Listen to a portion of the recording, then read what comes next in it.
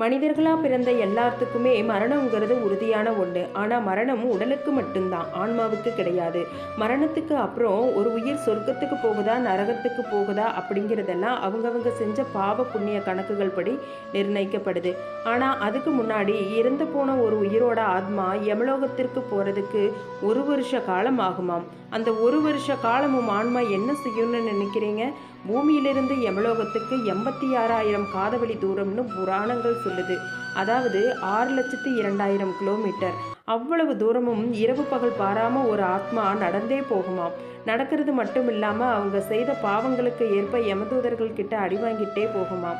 யமனோட கயிறால கட்டுண்டு யமதூதர்கள் கிட்டையும் அடி வாங்கிட்டு பசி தாகம்னு அழுதுகிட்டே போகும்போது தான் ஒரு ஆத்மா பூலோகத்தில் தான் செஞ்ச பாவங்களை நினைச்சு ஏண்டா இவ்வளோ பெரிய பாவங்களை செஞ்சோம்னு கதறிக்கிட்டே போகுமாம். கமெண்ட் பாக்ஸில் முழு வீடியோவும் பின் பண்ணியிருக்கேன், பார்த்து தெரிஞ்சுக்கலாம்.